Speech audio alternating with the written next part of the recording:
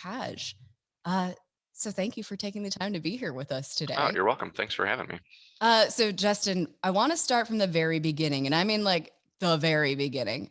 What Okay. was your first ever alcoholic beverage? Oh boy, that's I would say probably a Sam Adams Boston Lager. I think was sort of my first alcoholic beverage I had. That Wait, was sort of I love that. First of all, you were like, it was something like a very specific beer brand name. And yeah, no, I really think it was. I don't think it was anything crazy or anything like that. It was just a craft beer for me at the time. That was probably the first beer I had. Yeah. how old were you? Where were you? Tell me the story. It wasn't exciting at all. It was literally my 21st birthday. Honest truth. And it was at an Applebee's in Munster, Indiana. That is a very American, I feel I know. like. I'm sorry. It's nothing more exciting, like, a case of Mike's Hard Lemonade in a field during high school or something. No, it was clearly a Sam Adams beer at Applebee's, probably during one of their like discounted appetizers happy hour thing, because I'm Dutch, so we're super cheap. So it probably had, mozzarella sticks or something, and or those Southwest egg rolls or something they have, and Sam Adams Boston Lager, which was, it still is a pretty good beer. Very impressive also that you waited until your 21st. Is that true? I didn't really enjoy Mm. alcohol or beer. I wasn't even interested in it. I remember saying that it didn't ever really appeal to me until then, and it was my 21st birthday, so have a beer, and craft beer had always kind of appealed to me, so that's just what I got, and it was pretty good. You know, I still drink it to this day. I can't remember the last time I've had one, but they're still around. Well, now you don't have to because you can drink all those delicious Windmill brews. You don't have No, to get Sam you Adams. own a brewery, you drink for free. That's sort of, you don't get paid anything, but you get to drink for free. So it's kind of a nice trade-off. We love that. So, how did you go from waiting until you were 21 to drink and it not interesting you all that much to being a brewery owner and going completely on the opposite end of that spectrum? Oh yeah, totally. So it really graduated from there. Three Floyds is right in Munster, Indiana, right down the street from where I had my first beer. Went to my first Dark Lord day. I don't want to say what year it was. I don't remember, but they had run out of Dark Lord. But I didn't know what it was. I just heard there's this beer called Dark Lord. It's this crazy thing that happens at Three Floyds. And this is long before they were doing tickets or anything. It was basically show up, get in line, and hope you get some beer. I showed up at like 4 o'clock in the afternoon, not knowing what I was doing. There's people everywhere. There's people passed out on the sidewalk. There's empty beer bottles all over the place. And I'm standing in line, like, I don't know what I'm supposed to do. And I get up there and they're like, do you want Robert the Bruce or Gumball Head? Is all we have left at this point. So I bought a case of Gumball Head at Dark Lord Day and was like, all right, cool. So Gumball Head really kind of kicked it off for me in terms of Three Floyds, and started going there a lot more frequently. During my graduate classes up the road at Purdue Cal, we would go to Three Floyds at night after class and do homework, and really started getting into craft beer and what would it take to make this. So I started home brewing, started giving that beer out to people, and they said it was pretty good, and it was free beer. So you kind of always just say it's pretty good. And, I think just a nice thing to say to people when they give you free beer is you should start your own brewery. And naively, I took them up on that. So here we sit. And here you are. So, since Three Floyds was like kind of what got you inspired, do you take that inspiration to the brews that you have now? Is there like a flavor or maybe a technique that they use that you're like, oh, I love that. I want to take this and do this with it? We kind of did the opposite of that. So instead of trying to clone them, they arguably make some of the best IPAs around. So when we opened, we kind of didn't want to just brew a bunch of different IPAs. And this is 6 years ago now, when there weren't quite as many breweries around. So we tried to do different things. We tried to do just some Belgian beers, some different stouts, and just go in a different direction. We didn't want to just be hey, me too, we make IPAs too. We just figured, let them do it. They're the best at it. Let's try to do something slightly different to differentiate ourselves. And then you reformed beer, right? Yeah, exactly. Yeah. So me and the other owner are Dutch Calvinists, basically. So, that's sort of where that came from. I love that. Yeah. So, in what way do you think that you guys reformed beer? Because, like you said, there are a lot of breweries now. So, how do you make your beers stand out amongst the crowd? We just tried to differentiate the taproom experience too. Three Floyds is known as like, metal and attitude and stuff like that. We tried to be a little more friendly, more, not that they aren't friendly there. Honestly, I've never had a bad experience there, but just a different taproom experience, different music. Tried to make it more beer focused, not just, we're not just another bar, where you just come and get smashed on a Saturday. So we tried to, when we started out, we literally had a 3 drink maximum where you could only have 3 beers when you showed up. And we sort of took that idea. Salamouth in Naperville does something similar. And it went over really well, and it really helped us with our town too. When we wanted to open, they were a little hesitant. They're like, they didn't understand what craft beer was either. So they thought, oh, great, another bar in town. Then we're literally, I can see the police station looking out the window here. We're that close. And so we're like, oh, we're gonna have more problems and stuff. So that's what we were trying to emphasize, just that it was more about enjoying craft beer, trying different beers, flavors, ingredients, the process. And that really helped us get open and get our zoning approval when we opened up. Then we've kind Yes. of kept that going with interesting beer styles. We milkshake styles beers, those weren't really a thing. They're kind of an East Coast style thing, and you couldn't get them around here. So we were just like, let's make one ourselves. So we were kind of one of the first ones around here to start putting fruit in beers, and then lactose and vanilla and things like that. So that's sort of what kind of got us on the map, was the milkshakes. And we've sort of kept on going. That we cheesecake beers, big imperial stouts with all kinds of, coffee, caramel, chocolate, those kind of things.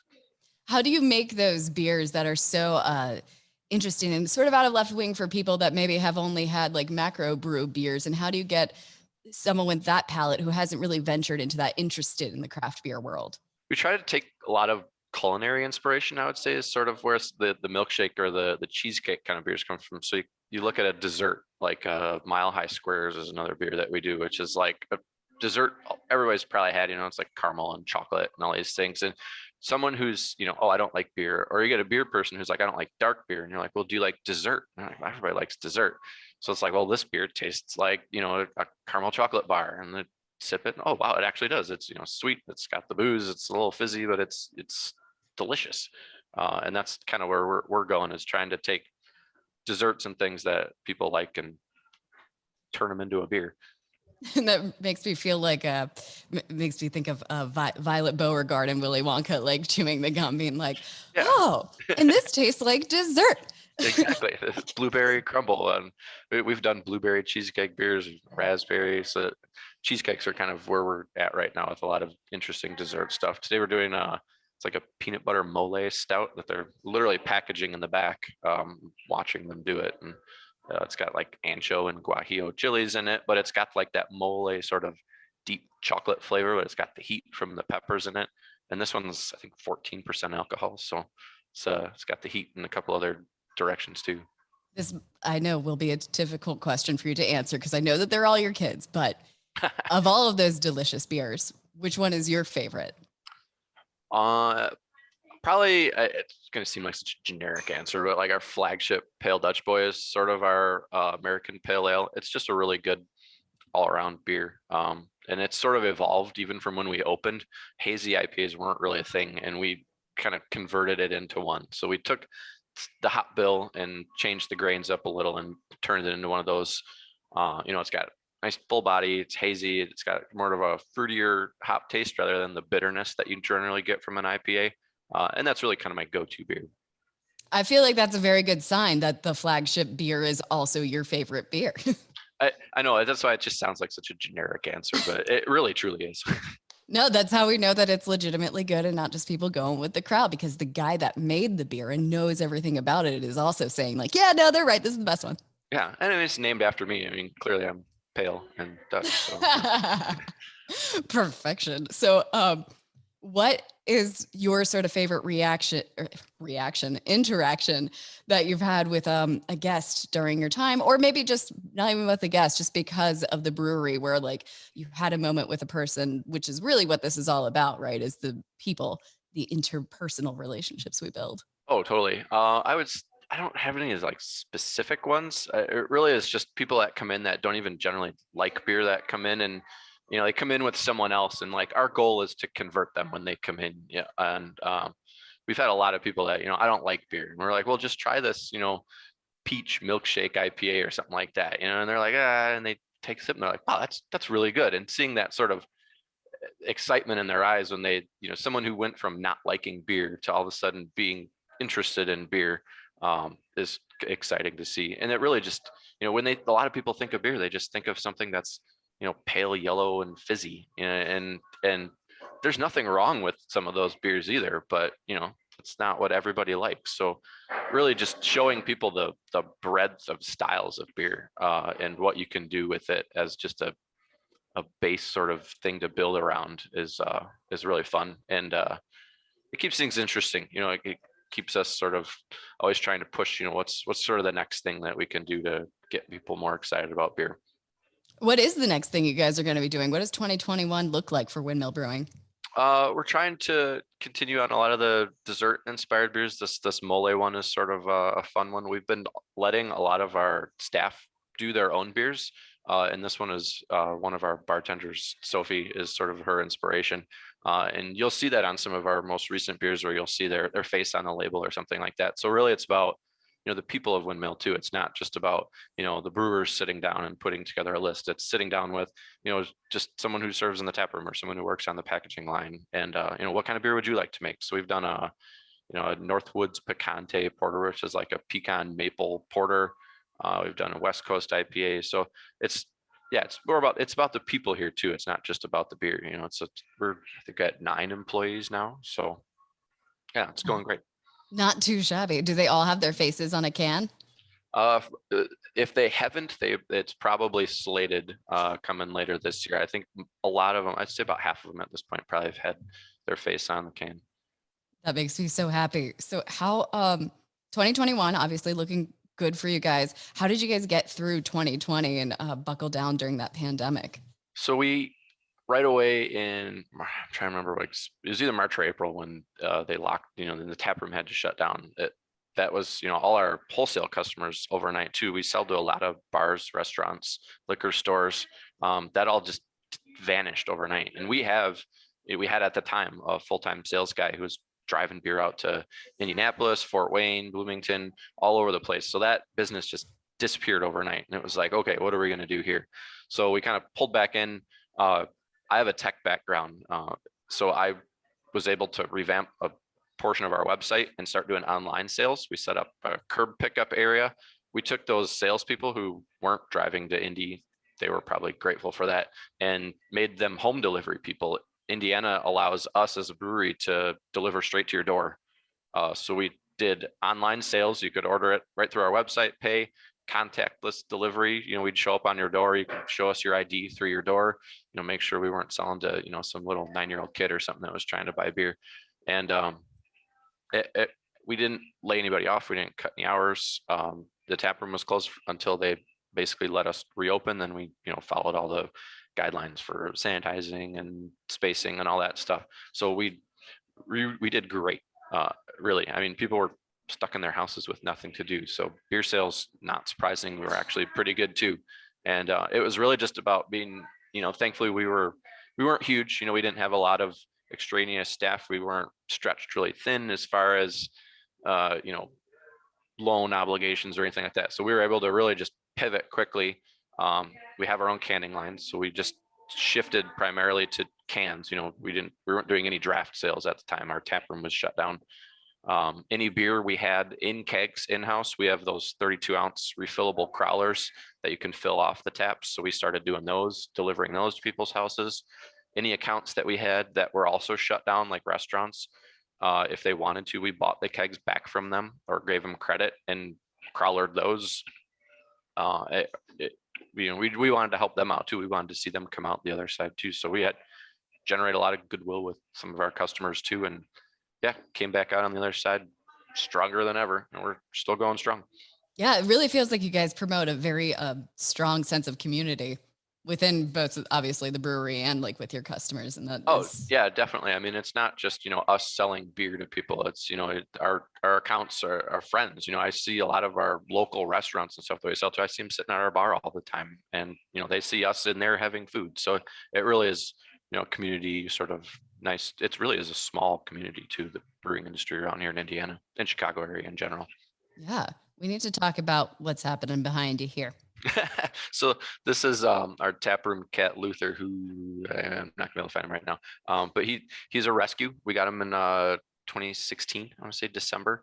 and we got him as a mouser for the back because we kind of wanted to, not go full on, mouse murderer, chemicals, all that stuff. Oh, he would be the mouse murderer, I I was suppose. going to say, you let him get them. You hired a mouse hitman is what happened there. Basically. Yeah, we went to our local rescue place and just said we were looking for a cat. We were a kind of a commercial industrial facility, and they were more, residential placement, looking for their forever homes. And they were a little hesitant at first. So we found an article in the Tribune about cats with jobs, where they basically take these cats, and even ones that are, not good for placement in a house, and just basically give them a place to live, give them a job, give them something to do, and they'll turn around, full 180. And they had a cat who they said, he's not really placeable. He's had been, I think it was like a hoarding situation he was in, wasn't really personable, and they were wondering what to do with it. So they said, take him, he'll be a good mouser, we think. And the first time he got the feel of, the snuggles on somebody's lap, his mousing career was over. He just lives in the tap room now. He just looking for sunbeams and warm laps or backpacks. He likes to sleep on backpacks for some reason. And and people come in here just to see him. They come in to drink the beer, but they're really looking to hang out with the cat. So we started putting him on t-shirts and cups, and a lot of our beer labels have him. He's got his own series of lagers. So that was kind of the idea behind the portrait behind me was we sort of, I had seen one of those kind of funny pet portraits people do where they, paint their dog in naval regalia or something. And I said, that's what I want for these beer labels is I just want to see Luther, which is his name, in like naval regalia. So we have that. We have him in, Army Brigadier General Luther. And so, yeah, this is a off the label of one of the beers. We had a sort of made to look like an oil canvas painting. We went to Goodwill and got this ugly, gaudy gold frame for it. And yeah, it's gracing the wall here behind me. The hero we need. Yes, I know. He's a great cat too. And I wasn't a cat person. I was just kind of like, it'd be kind of cool to get that. And I love this cat. I mean, I absolutely love him. So how do the customers react to him? He basically, if you want him, he's a cat. If you want him to come by and you're like, come here, he just arches back, walks away, shows you his butt. If you are allergic to cats or you hate cats and you're sitting there and you're looking the other way, he will find you and he will attempt to jump in your lap. And we've probably converted a fair amount of people into cat people by that, because they'll just be sitting there like, get this cat off of me. But then they're stuck because they got this cat, and he'll do the whole like, arms out, just gone. So it'll be like, can I have another beer? So it's, he earns his keep too. I know this is all bad news for my cat to be hearing right now. Turns out you can get a job and pay rent, buddy. Yep. Yeah. I can't see him. him. I know he does. I saw him walking around the table earlier. Yeah, he owns this place. All right. Well, is there anything that you feel like we didn't touch on that you want to get in there and let the people know? No, it's for us. It's, beer and cats is basically kind of the motto around here now. So if you want to come hang out with the coolest cat in Northwest Indiana and try some really interesting beers, come check us out. I can see the Illinois border from here out my window to the west of us. We're that close. So yeah. Windmill Brewing, beer and cats. Dyer, Indiana. And yeah, I also say we're the safest brewery in Northwest Indiana, because across the street is a hospital. 2 doors down is the police station and fire station. So perfect. So you don't even have to travel for your night. No, exactly. Just a perfect Saturday night right there. All right. I always say that to people. We're like, drive very carefully, please, because they're right there and they're watching. So this is not going to work out well for anyone. No, and we don't want that anyways, but No. All right. Well, thank you so much for taking the time to talk to us today. Thanks for having me. It was great.